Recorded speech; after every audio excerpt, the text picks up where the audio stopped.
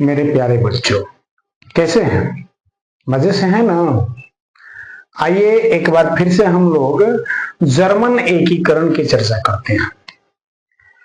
पिछले वीडियो में मैंने आप लोगों को जर्मनी एकीकरण के बारे में बताया था और देखा था हम लोगों ने कि दिन प्रतिदिन किस तरह से परिस्थितियां कभी अनुकूल होती थी और किस तरह से प्रतिकूल होती थी।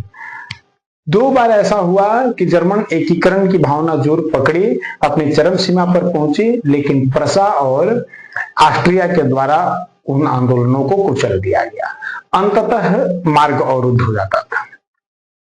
लेकिन देर सवेर जब फ्रेडरिक विलियम का देहांत हो गया, प्रसा के शासक, और उसका भाई विलियम जब प्रसा का शासक बना और तो उसने इटली एकीकरण की ओर ध्यान दिया और उसने इटली एकीकरण को ध्यान में रख करके महान कूटनीतिज्ञ बिस्मार्क को अपना चांसलर नियुक्त किया।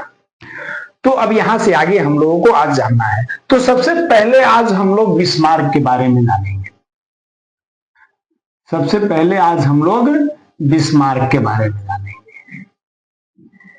बिस्मार्क जो एक महान कूटनीतिज्ञ व्यक्ति था, वह जर्मन डायट में प्रसा का प्रतिनिधि हुआ करता था।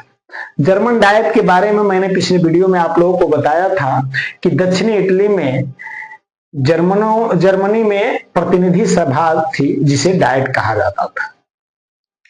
तो उसी डायट में प्रसा का प्रतिनिधि बिस्मार्क था और वह हीगेल के विचारों से प्रभावित था। वह प्रारंभ से ही हीगेल के विचारों से प्रभावित था और वह एक सफल कूटनीतिज्ञ व्यक्ति था। उसने अपनी कूटनीति का परिचय देते हुए निरंकुश राजतंत्र के समर्थन में जर्मनी की एकीकरण का कार्य शुरू किया। उसने जब जर्मन एकीकरण का दायित्व तो सौंपा गया, इसीलिए विलियम ने उसको अपना चांसलर नियुक्त किया था, तो उसने अपनी कूटनीति का परिचय देते हुए निरंकुश राजतंत्र के समर्थन में जर्मन एकीकरण का कार्य शुरू किया।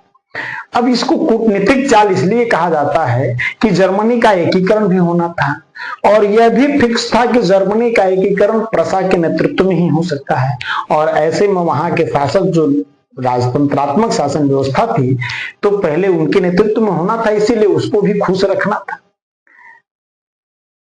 बिस्मार्क के कूटनीतिक सफलता का और उसके महान कूटनीतिज्ञता का पता इसी से चलता है कि चाहे जर्मनी में कट्टरवादी राष्ट्रवादी हो या उदारवादी राष्ट्रवादी, दोनों ही बिस्मार्क को अपना समर्थक समझते थे। ये उसकी कूटनीतिक सफलता थी जिसके बदौलत वो दोनों को खुश रखने में सफल हुआ और इसी कारण से दोनों पक्ष, चाहे कट्टरवादी राष्ट्रवादी हो या उदारवादी राष्ट्रवादी, सभी बिस्मार्क को अपना समर्थक समझते थे।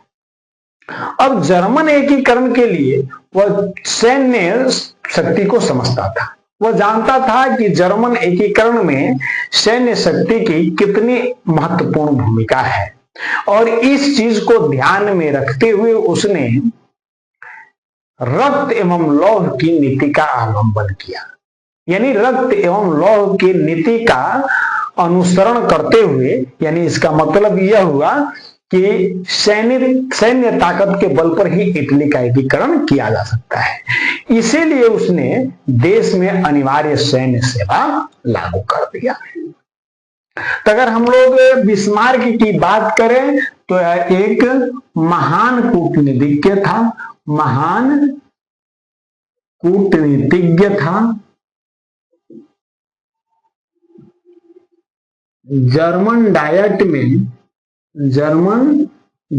में प्रसा का प्रतिनिधि था। प्रसा का प्रतिनिधि था। प्रसा का प्रतिनिधि था और हीगेल के विचारों से प्रभावित था। हीगेल के विचारों से प्रभावित था। प्रभावित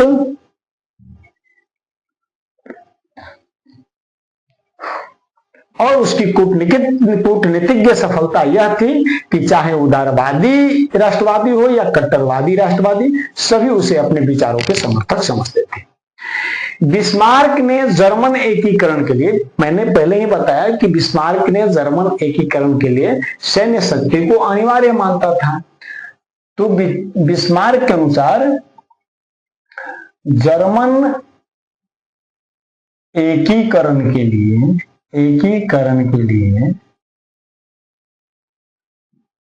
सैन्य शक्ति के महत्व को देखते हुए अनिवार्य सैन्य सेवा लागू कर दिया। अनिवार्य सैन्य सेवा लागू किया तथा क्या बताया मैंने, रक्त एवं लौह के नीति का अनुसरण किया। रक्त एवं लौह की नीति का उसने अनुसरण किया। अनिवार्य सैन्य सेवा लागू कर दी। अनिवार्य सैन्य सेवा का मतलब ये हुआ कि अब जर्मनी में रहने वाले प्रत्येक घरों से कम एक व्यक्ति को सेना में भर्ती होना था। अब उसने धीरे धीरे अपने आप को सुदृढ़ करना शुरू कर दिया और इसके बाद बिस्मार्क ने, समय व्यतीत होता गया, कालांतर में समय बीतने के साथ उसने सबसे जर्मन एकीकरण के दिशा में सबसे पहला जो कदम उठाया वह उसने यह किया कि जो 1830 ईस्वी में ऑस्ट्रिया और प्रसा के बीच जो युद्ध हुआ था, संधि हुई थी, ऑस्ट्रिया और प्रसा के बीच जो संधि हुई थी, उस संधि को उसने मानने से इनकार कर दिया और इस प्रकार अब जर्मनी में जर्मन एकीकरण की भावना जो है जोर पकड़ने लगी। और जो 1830 में ऑस्ट्रिया और प्रसा के बीच जो संधि हुई थी वह संधि यह हुआ था कि प्रसा के नेतृत्व में ऑस्ट्रिया का जर्मनी का एकीकरण नहीं होगा। ऑस्ट्रिया के साथ जो प्रसा की संधि हुई थी वह संधि यही था कि प्रसा के नेतृत्व में जर्मनी का एकीकरण नहीं होगा। अब चूंकि यहां हम लोगों ने जितनी चीजें पढ़ी, जितनी चीजें जानी, उसका निष्कर्ष तो यही निकलता है कि प्रसा के नेतृत्व में ही जर्मनी का एकीकरण हो सकता है। ऐसे में इस संधि का पालन करना बिस्मार्क के लिए संभव नहीं था। तो इसीलिए उसने क्या किया, जर्मन एकीकरण के लिए उस संधि को मानने से इनकार कर दिया और उसके प्रसा के नेतृत्व में जर्मन एकीकरण की भावना अब जोर पकड़ने लगी। तो क्या करता है बिस्मार्क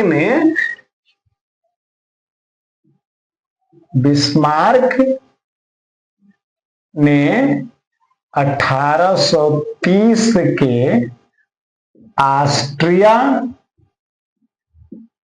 ऑस्ट्रिया प्रसा संधि को मानने से इनकार कर दिया। और इस प्रकार जब जर्मन एकीकरण की भावनाएं जोर पकड़ने लगी, जब जर्मन एकीकरण की भावनाएं जोर पकड़ने लगी तब उसने सबसे पहला काम क्या किया कि अपनी नीतियों से प्रसा का सुदृढ़ीकरण करने का प्रयास किया, प्रसा को मजबूत बनाने की कोशिश की। क्योंकि पहले ही हम लोग देख चुके हैं कि बिस्मार्क समझता था कि जर्मनी का एकीकरण सैनिक ताकतों से ही हो सकता है, और इसके लिए उसको पहले ही पता चल चुकी थी। जिस तरह इटली एकीकरण में हम लोगों ने देखा था कि ऑस्ट्रिया और फ्रांस दो बाधाएं हैं इटली एकीकरण में, उसी तरह जर्मनी एकीकरण में ये दो बाधाएं थी। इन चीजों को ध्यान में रख करके बिस्मार्क ने पहले प्रसा को मजबूत बनाने का कोशिश किया, सुदृढ़ करने का कोशिश किया, और उसने अपनी नीतियों के द्वारा प्रसा का सुदृढ़ीकरण किया। अब जब प्रसा हर तरह से सुदृढ़ हो गया, अब किसी भी मायने में जब वह ऑस्ट्रिया से कम नहीं रहा, तब बिस्मार्क ने अपने कूटनीति का परिचय देते हुए, और जब देखा कि हम ऑस्ट्रिया के बराबर ताकतवर हो गए और आवश्यकता पड़ने पर मैं ऑस्ट्रिया से युद्ध कर सकता हूं, तब उसने अपने कूटनीति का परिचय देते हुए ऑस्ट्रिया के साथ मिलकर के होल्स्टीन और सेल्सविग इन दो राज्यों के मुद्दों को लेकर के 1800 इन दोनों मुद्दों को ध्यान में रख करके 1864 ईस्वी में डेनमार्क पर आक्रमण कर दिया। अब देखिए किस तरह से बिस्मार्क अपनी कूटनीति का परिचय दे रहा है और अपनी कूटनीतिक दिमागों से किस तरह से सफलताएं हासिल कर रही है। जब वह अपने आप को मजबूत बनाया और ऑस्ट्रिया के बराबर लाकर खड़ा किया, तब ऑस्ट्रिया के साथ मिलकर के उसने क्या किया, बिस्मार्क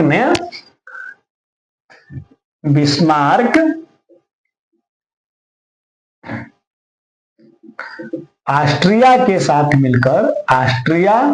के साथ मिलकर होल्स्टीन एवं सेल्सविग राज्यों के मुद्दों को लेकर 1864 ईस्वी में डेनमार्क के ऊपर आक्रमण कर दिया। अब ये दो महाशक्तियां जब मिलकर के एक देश पर आक्रमण कर दी, और चूंकि ये दोनों पहले से तैयारी करके आक्रमण किए थे, और एकाएक जब डेनमार्क पर आक्रमण हुआ तो डेनमार्क इस युद्ध में पिछड़ गया, और इस प्रकार इस लड़ाई में जो है कि इस युद्ध में ऑस्ट्रिया और प्रसा को सफलता मिलती है। और सफलता मिलने के बाद जिन क्षेत्रों को इन लोगों ने जीता, विजित क्षेत्रों को आपस में बांट लिया।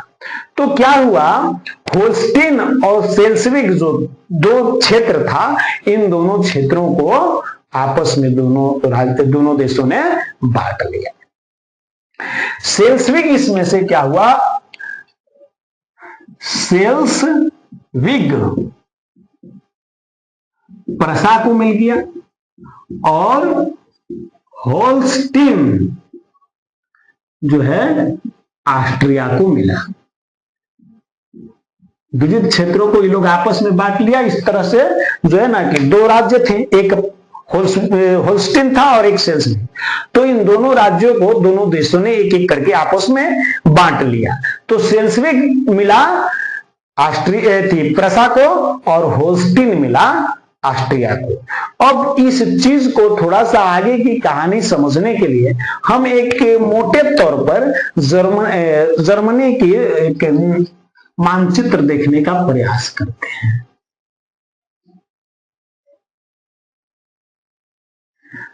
इस तरह से जर्मनी था।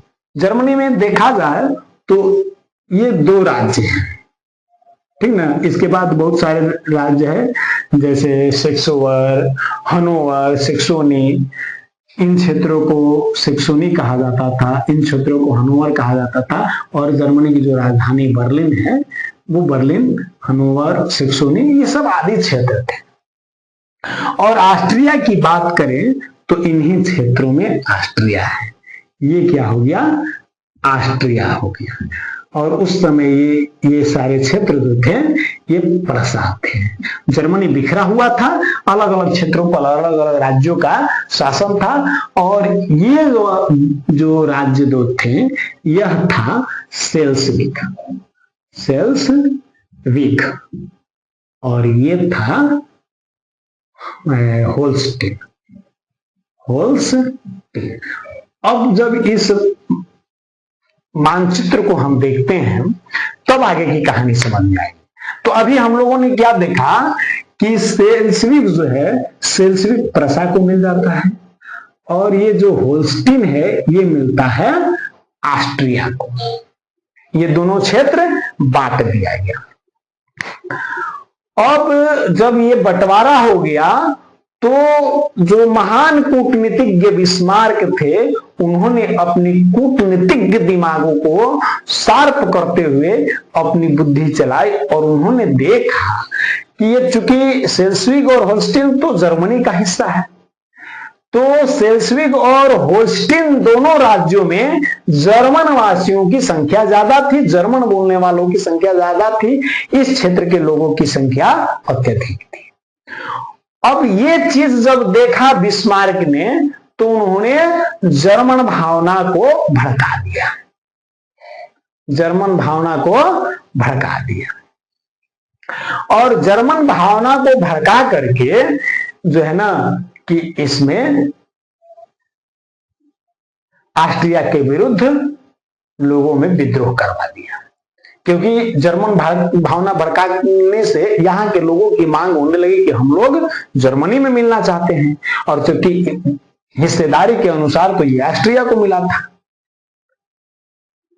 तो उन्होंने इस राष्ट्रवादी भावना का फायदा उठाते हुए बिस्मार्क ने क्या किया, यहां पर जर्मन भावना भड़का करके लोगों को विद्रोह करवा दिया। अब इस विद्रोह को दबाने के लिए, जो होल्स्टीन क्षेत्रों में विद्रोह हुआ था, इस विद्रोह को दबाने के लिए ऑस्ट्रिया को प्रसा से होकर जाना था। उसको ऑस्ट्रिया को जाना था होल्स्टीन में, तो प्रसा से होकर के जाने का मार्ग था, प्रसा से होकर जाना था।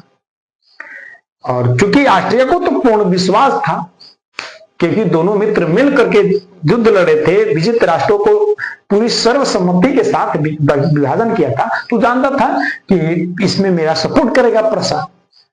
और बिस्मार्क तो जानबूझ करके ये भावना भड़काया था, तो आप सोचिए कि सपोर्ट करेगा।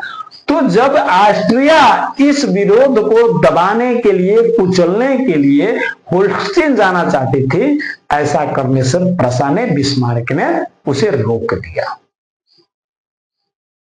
बिस्मार्क ने ऐसा करने से रोक दिया। अब देखिए, थोड़ा सा समझ लेते हैं। तो क्या होता है कि जर्मन भावना को भड़काकर होल्स्टीन राज्य में बिस्मार्क ने विद्रोह करवा दिया, विद्रोह करवा दिया, विद्रोह करवा दिया। और इस विद्रोह को दबाने के लिए ऑस्ट्रिया को प्रसा से होकर जाना था, और प्रसा ने ऐसा करने से उसे रोक दिया। अब देखिए, अब जब आप सोचिए कि ऑस्ट्रिया को ऐसा करने से प्रसा ने या बिस्मार्क ने रोका, तो ऑस्ट्रिया प्रसा से जो है कि भड़क गया, प्रसा पर वह क्रोधित हो गया, चिढ़ गया।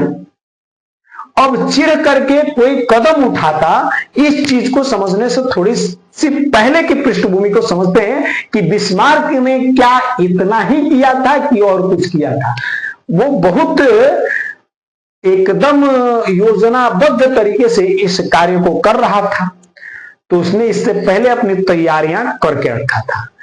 बिस्मार्क के बिस्मार्क के विचारों में जर्मनी एकीकरण के लिए ऑस्ट्रिया से युद्ध करना एकदम अवश्य संभावित था। एकदम जानता था कि विदाउट ऑस्ट्रिया से लड़े, बिना ऑस्ट्रिया से युद्ध किए हुए जर्मनी का एकीकरण हो नहीं सकता है। और जब उसके नजर में ऐसी थी, लेकिन वह आक्रमण करने से बचता था। वह चाहता था कि मैं ऑस्ट्रिया को आक्रमणकारी साबित कर दूं, अगर जरूरत पड़े अंतर्राष्ट्रीय मंचों पर, तो मैं अपनी जो है कि गलतियों को बचा सकूं कि मैंने गलती नहीं किया है, ऑस्ट्रिया ने मेरे ऊपर आक्रमण किया है। वह ऑस्ट्रिया को आक्रमणकारी साबित करना चाहता था, इसलिए उसने ऐसा कार्य किया। और वो जानता था कि ऑस्ट्रिया इन कारणों से बौखला करके, भड़क करके प्रसा पर आक्रमण कर ही देगा। और हुआ भी सब कुछ यही। लेकिन चूंकि ये उसकी एक सोची समझी रणनीति थी, इसीलिए उसने और भी कुछ तैयारियां कर रखी थी। उसने क्या किया, अपने कूटनीतिक विचारों से, अपने कूटनीति का प्रयोग करते हुए उसने फ्रांस के साथ एक संधि कर ली। बिस्मार्क ने फ्रांस के साथ एक संधि किया, जिसके अनुसार ऑस्ट्रिया प्रसा युद्ध में, ऑस्ट्रिया प्रसा युद्ध में फ्रांस को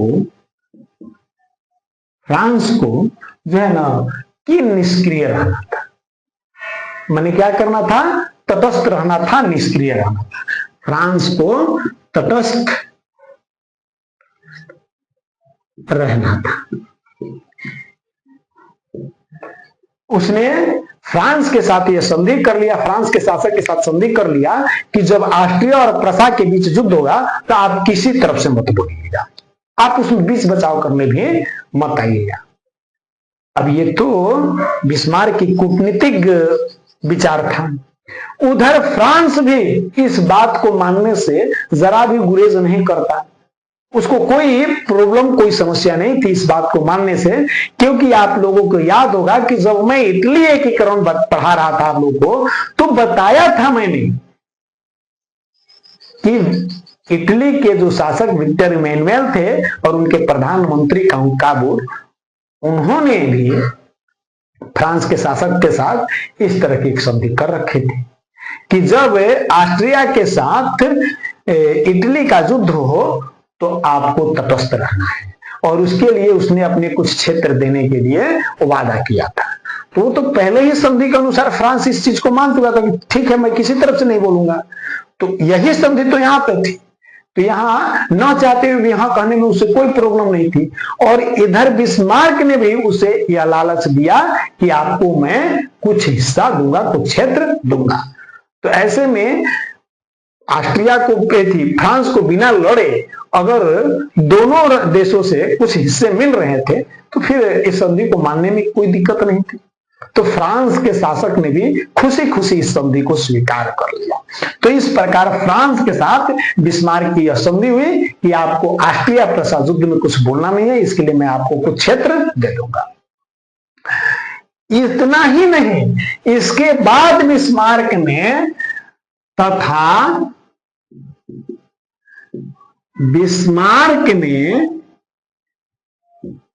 एक संधि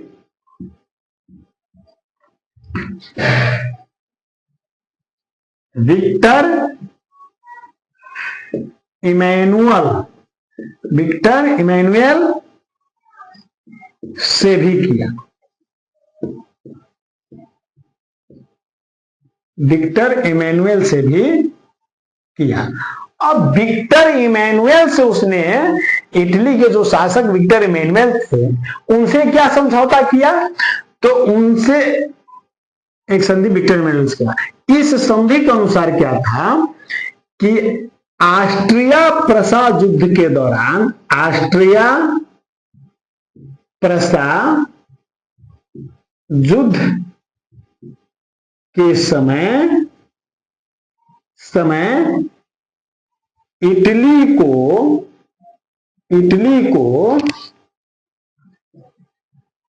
ऑस्ट्रियाई क्षेत्रों पर आक्रमण करना। देखिए कितनी सोची समझी एक सुदृढ़ रणनीति बनाया बिस्मार्क ने। उसने इटली के शासक विक्टर इमैनुएल से यह संधि कर लिया कि जब ऑस्ट्रिया प्रसा का युद्ध शुरू होगा तो आप उधर से ऑस्ट्रियाई क्षेत्रों पर आक्रमण कर दीजिएगा। अब तो हम लोगों ने क्या देखा कि फ्रांस के शासक ने इसको सहर्ष स्वीकार कर लिया था संधि को। अब विक्टर इमैनुएल क्यों संधि को स्वीकार कर रहा है? तो एक कहावत है कि चोर चोर मौसेरा भाई होते हैं, और यदि दो व्यक्तियों का दुश्मन अगर एक ही है तो वो दोनों व्यक्ति आपस में दोस्त बन ही जाएंगे। तो यहां हमने देखा कि प्रसा का भी युद्ध जो दुश्मन था ऑस्ट्रिया ही था, और इटली का दुश्मन भी ऑस्ट्रिया ही था। दोनों देशों के एकीकरण की सबसे बड़ी बात ऑस्ट्रिया ही था, तो युद्ध तो दोनों को करना ही था। तो ऐसे में चूंकि इटली को भी अपनी एकीकरण कर रहा था, इटली को भी युद्ध करना था प्रसा से, इसीलिए इटली ने भी इस बात को स्वीकार कर लिया। वो जानता था कि जब दोनों ओर से हम लोग युद्ध करेंगे तो ऑस्ट्रिया को हारना ही पड़ेगा। तो इस प्रकार ये संधियां हो गई थी। अब जब ये संधियां हो गई थी तब हम क्या देखते हैं कि अब पुरानी कहानी पर आते हैं इन संधियों के बावजूद। तो यहां हमने देखा कि इस भावना के कारण जो है ऑस्ट्रिया को जब होल्स्टीन जाने से प्रसा ने रोक दिया तो इससे क्या हुआ, ऑस्ट्रिया चिढ़ करके, ऑस्ट्रिया प्रसा पर चिढ़ करके क्षुब्ध होकर के 1866 ईस्वी में सेडेवा में युद्ध की घोषणा कर दिया। क्या किया? युद्ध की घोषणा कर दिया। तो क्या देखते हैं कि ऑस्ट्रिया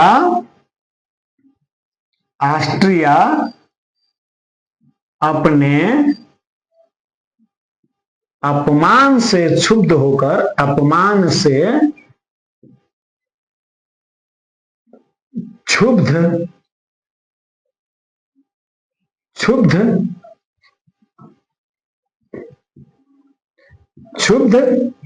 होकर 1866 ईस्वी में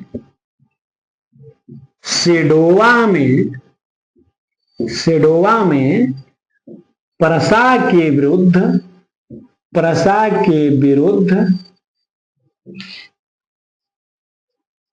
युद्ध की घोषणा कर दी। युद्ध की घोषणा कर दिया,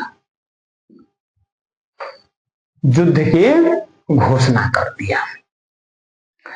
अब देखिए थोड़ा सा एक इस रणनीति की पूरी चीजों को समझेंगे तो निर्णय खुद ब खुद हम लोग कर सकते हैं। क्या हम लोगों ने देखा कि जहां क्षुब्ध होकर के, क्रोध में, आवेश में आकर के ऑस्ट्रिया प्रसा पर आक्रमण कर रहा है, वहीं प्रसा पहले से फुल तैयारी में है।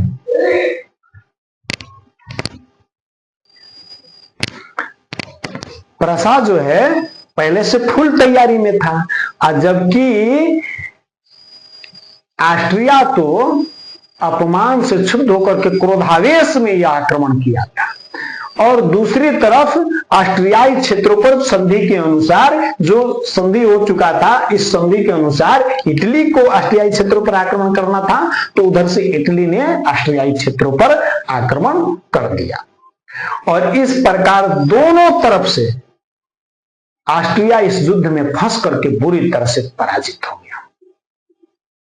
और जब ऑस्ट्रिया इस युद्ध में पराजित हो गया तो जर्मन एकीकरण का 2/3 कार्य पूरा हो गया।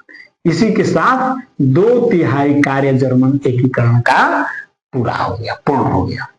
क्योंकि इन क्षेत्रों पर ऑस्ट्रियाई प्रभुत्व था।